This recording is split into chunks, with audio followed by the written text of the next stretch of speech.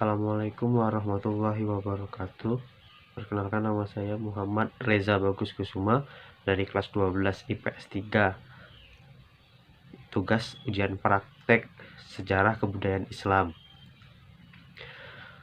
Pertama, kondisi masyarakat Mekah sebelum Islam dan strategi dakwah Rasulullah periode Mekah.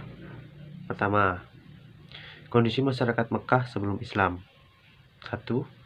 Masyarakat suku Quraisy di Mekah kebanyakan hidup sebagai pedagang. Kedua, kaum Quraisy banyak menyembah berhala. Ketiga, membunuh anak perempuan yang baru lahir. Keempat, sering berperang antar suku, bahkan di bulan suci. Kota Mekah, tempat kelahiran Nabi Muhammad, dihuni oleh bangsa Arab dari suku Quraisy. Kota Mekah ini terletak di wilayah Hijaz, wilayah berbukit dan bergunung di bagian barat Jazirah Arab sepanjang pesisir Laut Merah. Lokasi Mekah ini terletak strategis karena di Mekah terdapat Ka'bah yang dianggap suci oleh bangsa Arab. Adanya air mata Zam-Zam yang tidak pernah kering dan lokasinya di jalur perdagangan antara Syria dan Yaman. Akibatnya suku Quraisy di Mekah hidup sebagai pedagang. Bangsa Arab sebelum menyebarnya ajaran Islam menurut sistem kepercayaan politeisme. Artinya bangsa Arab percaya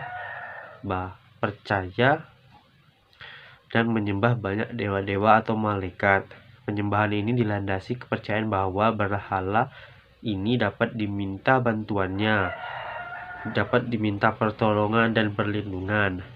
Ada ratusan dewa yang disembah, yang mana berhala ini ditempatkan di dalam Ka'bah.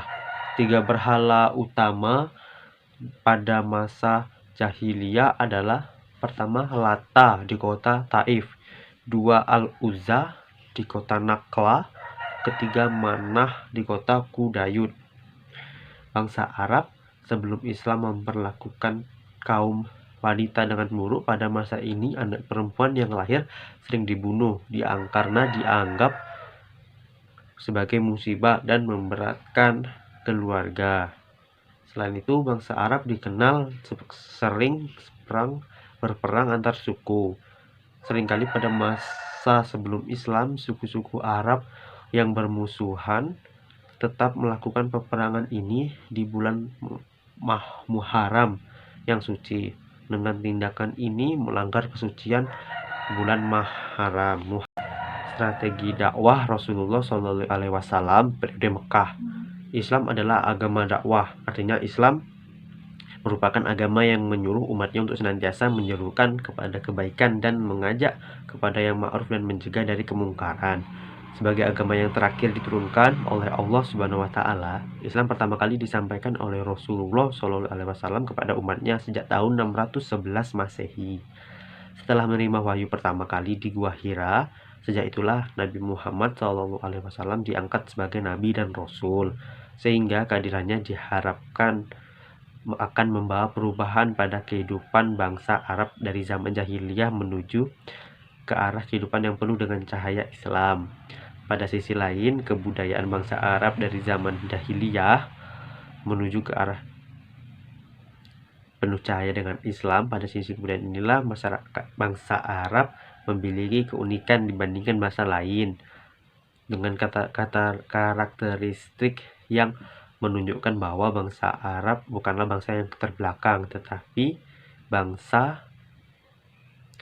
menunjukkan bahwa mereka adalah bangsa yang sebenarnya sudah memiliki peradaban yang maju, dengan beberapa budaya yang penulis kelompokkan menjadi beberapa bidang. Pertama, keagamaan, sosial, budaya, dan ekonomi. Dakwah Rasulullah SAW selama kurang lebih 22 tahun 2 bulan dan 22 hari, atau ada yang membulatkan selama 23 tahun, dan terbagi dalam 2 periode, yaitu periode Mekah dan Madinah. Sebelum diangkat sebagai Rasul, Nabi Muhammad SAW sering menyendiri berkhalwat di Gua Hira sampai suatu ketika memperoleh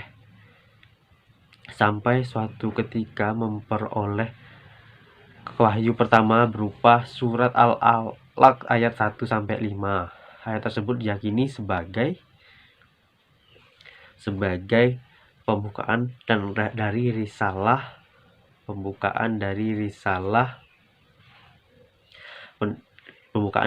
penutup yang abadi dakwah Rasulullah, karena selama 10 tahun pertama dari dakwahnya belum memperoleh kemajuan yang berarti, terutama dalam jumlah umat Islam. Pada sisi lain, dakwah di Mekah lebih menekankan pada ekskatologis atau ketuhanan, karena masyarakat Arab pada saat itu belum mengisahkan Tuhan atau Allah Subhanahu wa Ta'ala. Hal ini dibuktikan dengan penyembahan terhadap berhala yang berjumlah sekitar 360 berhala yang mengelilingi Ka'bah. Di samping itu, dakwah di Mekah selain menekankan pada bidang ketuhanan juga memiliki karakteristik diantaranya dalam bidang pengetahuan, pembinaan, dan perencanaan.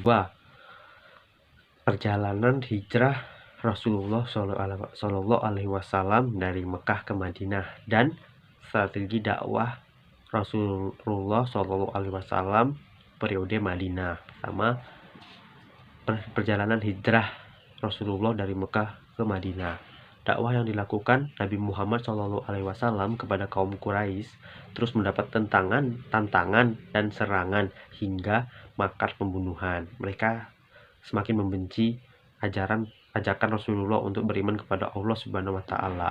Di masa yang sulit itu, Nabi SAW kemudian memerintahkan kepada para sahabatnya untuk sembunyi-sembunyi hijrah dari Mekah ke Madinah. Sedangkan Nabi SAW dan beberapa sahabatnya masih tinggal di Mekah. Nabi menunggu turunnya ayat dari Allah untuk pergi hijrah. Tepat pada tanggal 26 Safar 622 Masehi atau tepat 17 Juni, Nabi Muhammad SAW didampingi Sayyidina Abu Bakar As-Siddiq pergi ke Goa Syur. Nabi SAW memberitahu Abu Bakar bahwa harus pergi hijrah malam itu dan menunjuk Abu Bakar untuk menyertainya. Peristiwa itu terekam dalam kitab Fathul Bari. Peristiwa hijrahnya Nabi Muhammad SAW itu kemudian ditetapkan sebagai penanggalan hijrah. Menurut para ulama pakar tarik yang masyhur, tarik Islam mula-mula ditetapkan oleh Umar bin Khattab radhiyallahu anhu ketika ia menjadi khalifah pada tahun 17 Hijriah. Dari Aisyah radhiyallahu anhu ia berkata, Abu Bakar pernah meminta izin kepada Nabi SAW untuk hijrah ketika gangguan orang-orang Quraisy semakin menjadi-jadi. Lalu beliau bersabda, apakah Anda hendak menunggu perintah? Rasulullah SAW bersabda, aku berharap hal itu. Aisyah melanjutkan, Abu Bakar lalu menunggu perintah hijrah. Suatu hari, yaitu di waktu siang, Rasulullah SAW datangnya menemui beliau, lalu menyerunya, suruhlah orang-orang yang ada di sisimu untuk keluar. Abu Bakar menjawab, sesungguhnya dia adalah kedua putriku. Beliau bersabda, apakah kamu merasa bahwa diriku telah diizinkan untuk berhijrah? Abu Bakar berkata, apa perlu ditemani? Maka Nabi SAW menjawab, benar, aku perlu ditemani. Abu Bakar berkata, wahai Rasulullah, sesungguhnya aku memiliki 2 ekor unta yang telah aku persiapkan untuk berhijrah. Kemudian Abu Bakar memberi salah satu hewan tunggangannya, yaitu Al-Jada. Keduanya pun berangkat hingga sampai di Gua Sur, lalu keduanya bersembunyi di dalamnya. Sementara Amir bin Fuhairah, budak milik Abdullah bin Tufail bin Sahbarah, setiap pagi dan sore membawa susu untuk Nabi Shallallahu Alaihi Wasallam dan Abu Bakar. Kemudian ia pergi di malam hari untuk menemui keduanya. Selepas itu Amir bin Fuhairah pergi merumput, sehingga tak satu pun dari para pengembala yang tahu. Tatkala Amir bin Fuhairah berangkat, maka Abu Bakar dan Nabi keluar mengikuti dari belakang hingga keduanya tiba di Madinah. Strategi dakwah Rasulullah di Madinah. Setelah dakwah di Mekah terasa sangat sempit bagi dakwah Rasulullah SAW, Madinah menjadi ruang dakwah baru bagi beliau. Sebenarnya ketika Rasulullah SAW berhijrah ke Madinah, sudah banyak penduduk Madinah yang memeluk Islam, atau yang kemudian dikenal dengan kaum Ansar. Namun Madinah tetaplah sebuah wilayah dengan ragam suku dan kultur masyarakat, sehingga Rasulullah SAW mempunyai berbagai langkah dan strategi dalam mewujudkan kesuksesannya dakwahnya. Beberapa strategi dakwah Rasulullah SAW di Madinah. Pertama, mendirikan Masjid Nabawi yang berfungsi sebagai tempat ibadah, pusat kegiatan dakwah, pemerintahan, bermusyawarah, dan lain sebagainya. Pembangunan Masjid Nabawi dilakukan dengan bahu-membahu karena Rasulullah ingin mengajarkan arti sebuah persaudaraan dan semangat persamaan antar umat manusia. Kedua, mempersaudarakan kaum muhajirin dan ansor. Rasulullah Shallallahu Alaihi Wasallam menjadikan Ali bin Abi Thalib sebagai saudara Nabi Shallallahu Alaihi Wasallam sendiri.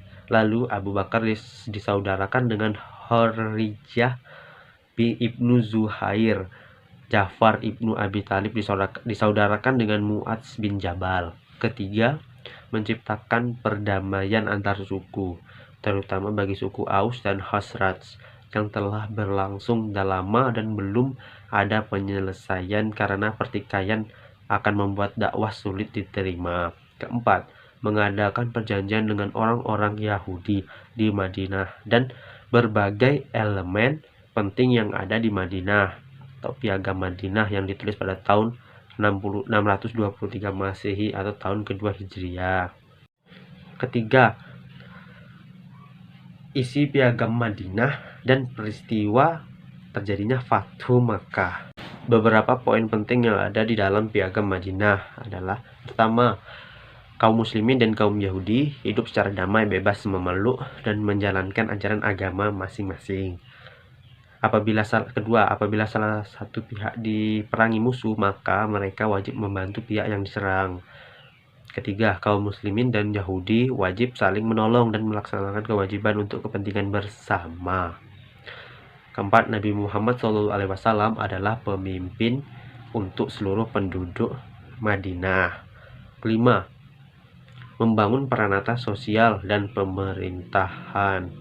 Termasuk dalam Piagam Madinah, Rasulullah SAW berdakwah di Madinah bukan hanya sebagai penyampai risalah wahyu dari Allah Subhanahu wa Ta'ala, tetapi juga sebagai pemimpin negara, sebagaimana diungkapkan oleh Bernard Lewis dalam The Middle Age, bahwa Rasulullah SAW di Madinah juga sebagai seorang penguasa yang menjalankan kekuasaan politik dan militer sekaligus pemimpin keagamaan. Ketiga, Fathu Mekah terjadi pada saat bulan Ramadan atau peristiwa terjadinya Fathu Mekah. Salah satu peristiwa penting yang terjadi di bulan Ramadan adalah Fathu Mekah atau pembebasan Mekah, di mana peristiwa ini terjadi pada tahun ke-8 Hijriah. Menurut guru besar bidang agama dan isu internasional dari Universitas Georgetown, John L. Esposito, dalam ensiklopedia Oxford, Fathu Mekah terjadi pada tahun Ramadan 8 Hijriah atau 630 Masehi. Sekitar 10.000 pasukan bergerak dari Madinah menuju Mekah. Berbeda dengan perang Badar, kali ini umat Islam mengambil alih Mekah dari kafir Quraisy tanpa ada perlawanan dan perang. Tak ada pertumpahan darah dalam perang Fathu Mekah. Ka'bah dan sekitarnya di Masjidil Haram kemudian disucikan dari berhala sembahan kafir Quraisy. Sementara dikutip dari buku Ketika Rasulullah harus berperang, karangan Profesor Ali Muhammad As-Salabi, pasukan mini beranggotakan 8 orang yang dikirim terlebih dahulu ke lembah Idham membuat orang-orang semakin bertanya. Pasukan di bawah pimpinan Abu Qatadah ini membuat orang berasumsi bahwa pasukan Muhammad akan menyerang Taif. Padahal pasukan itu sengaja diarahkan Nabi Muhammad untuk mengecoh kaum Quraisy tentang rencana besar ini.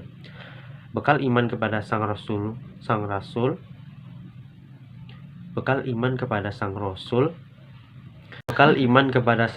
membuat mereka yakin.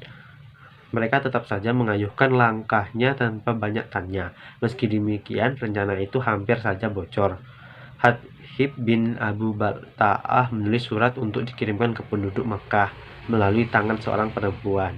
Isinya mengorbankan keberangkatan Rasulullah kepada mereka. Rasulullah pun mengirim Ali bin Abu Thalib, Zubair, dan Al-Miqdad untuk menangkap perempuan itu di Raudah Qa, jaraknya 12 mil dari Madinah.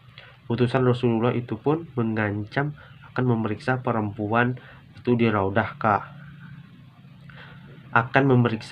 Jika tidak menyerahkan surat tersebut.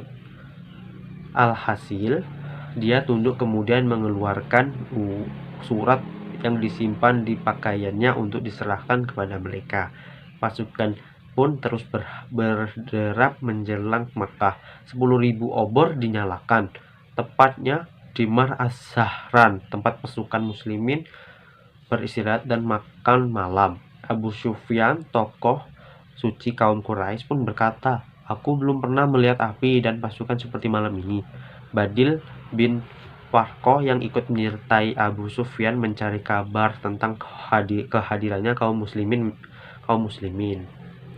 "Demi Allah, ini Khuza'ah yang terbakar perang." Abu Sufyan menjawab, "Khuza'ah lebih kecil dan lebih hina dari pasukan ini."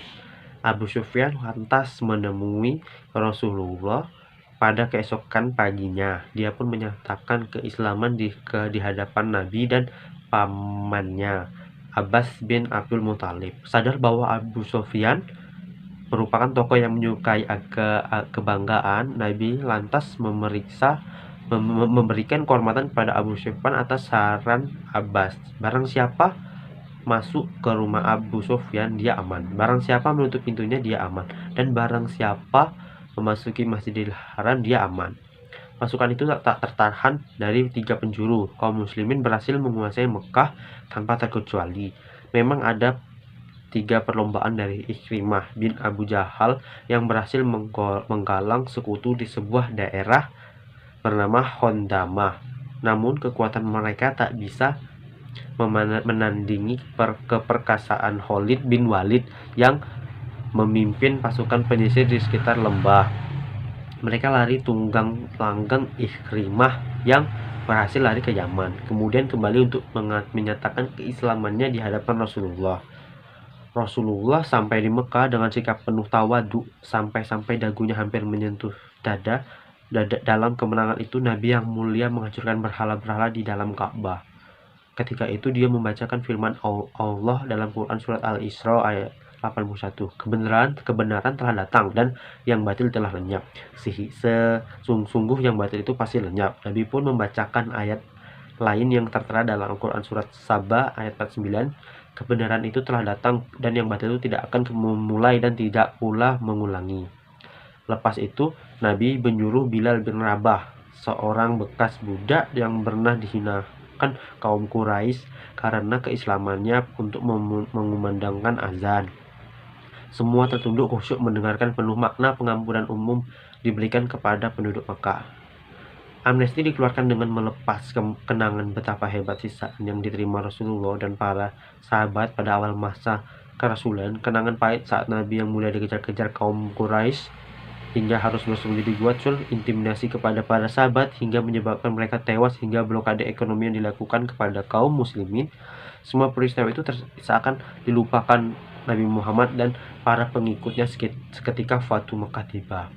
Amnesti dikeluarkan pada saat penduduk Makkah berkumpul di dekat Ka'bah. Mereka menunggu hukum keputusan Rasulullah terkait nasib mereka. Rasulullah pun bertanya, menurut dugaan kalian, apakah yang akan aku keluarkan terhadap kalian? Mereka menjawab, dugaan kami adalah baik karena engkau adalah saudara yang mulia dan anak orang mulia. Rasulullah kemudian bersabda sambil mengutip firman Allah Subhanahu wa Ta'ala, pada hari ini tidak ada cercaan terhadap kamu. Mudah-mudahan Allah mengampuni kalian. Quran Surat Yusuf ayat 92. Rakyat Mekah pun mendapat jaminan keamanan dari hukuman mati. Tidak menjadi tawanan. Harta bergerak ataupun harta tidak bergerak tetap menjadi milik mereka. Dan mereka terhindar dari hukuman membayar kharaj atau pajak.